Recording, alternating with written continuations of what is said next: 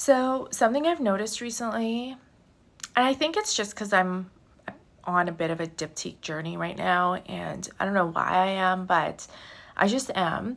And one of the things I've noticed is that this brand, well, certain perfumes from Diptyque are available at discounters right now.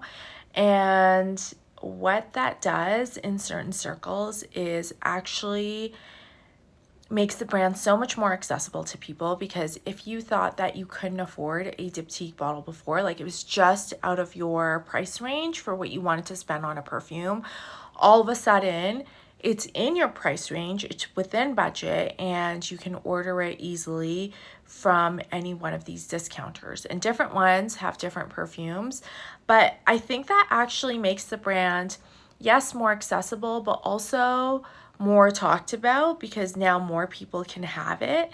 And I don't know if that's a good thing or a bad thing. I think it's a good thing, because I think it's nice when everybody can access good perfume.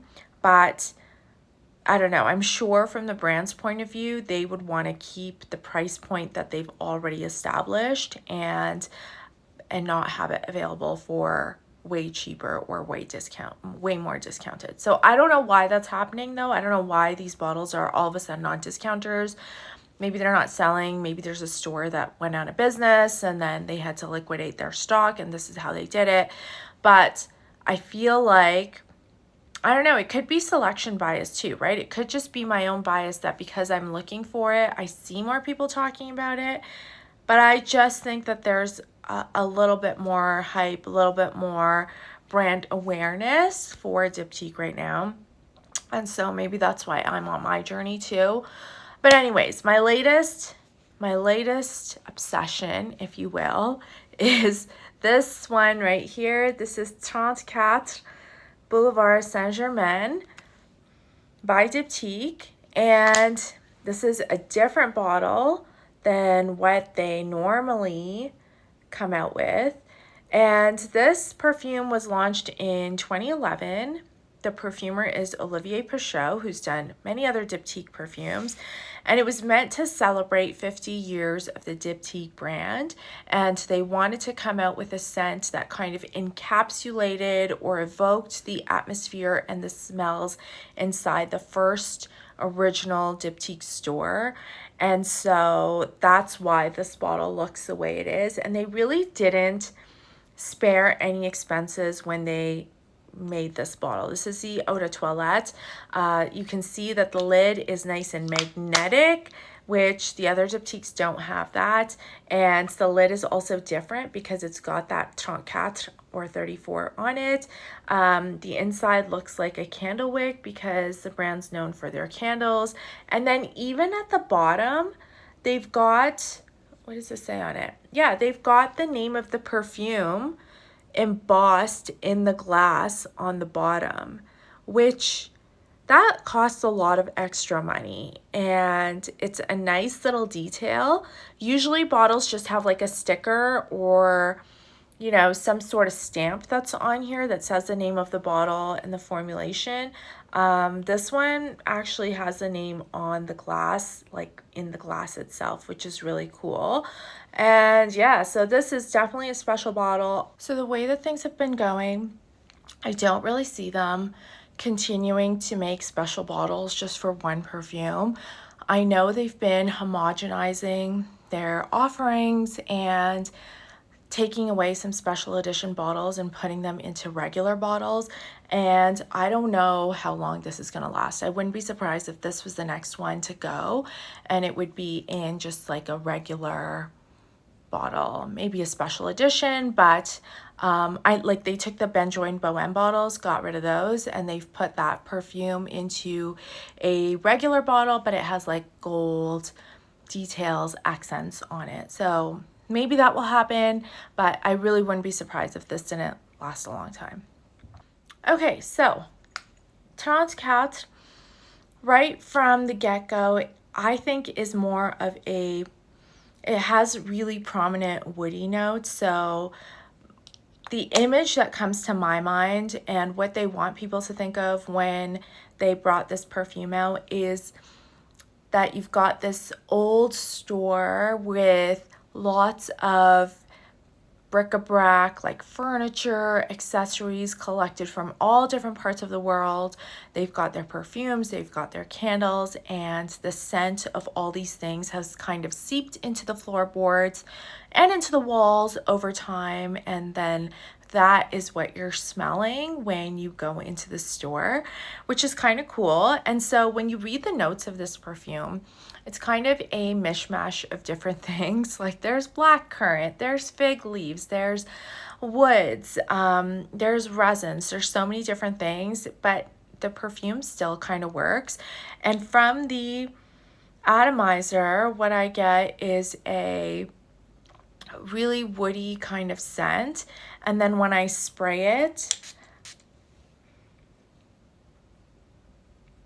I would say that it leans a little bit masculine in the opening, and probably the opening of the scent isn't my favorite. And I will say that this is definitely a more complex Diptyque scent. So some of their scents are a little bit more simplistic, like Velocicos is, you know, fig leaves and it's a little bit lactonic, and then it has cedar, and Dosan is like tuberose and coconut.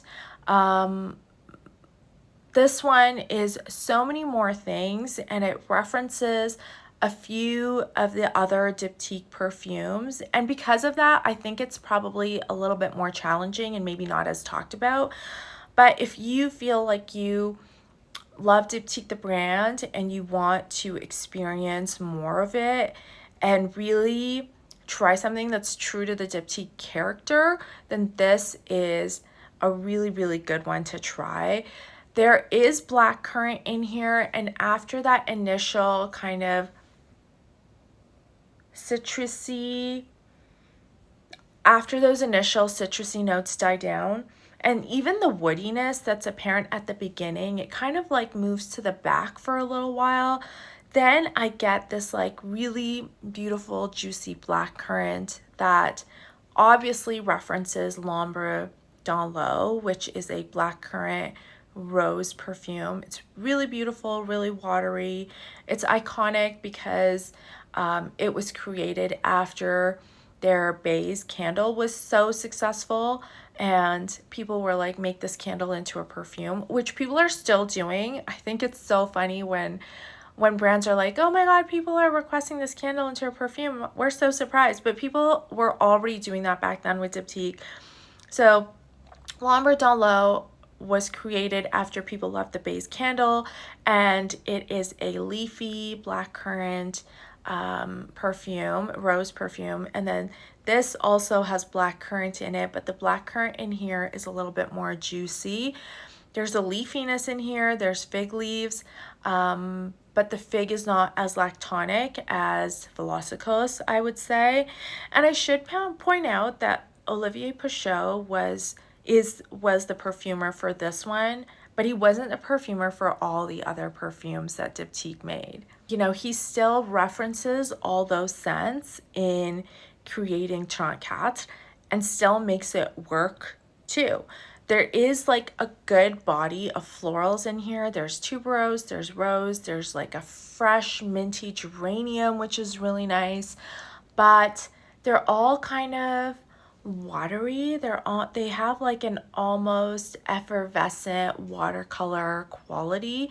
Like they're bright, but they're not as strong as they are in some of the other perfumes, and they're all kind of blended together. As the florals kind of die down, they kind of move to the background. There is a resinous aspect to this perfume. I think there's a little bit of labdanum in here, but I don't see it listed as a note. There's a balsamic quality that's nice and fresh. So at no point do I feel like this perfume is really heavy or annoying or cloying to wear. There's kind of like a jamminess and almost stickiness, and while the beginning is woodsy, it kind of almost reminds me of wood polish, not really so much woods.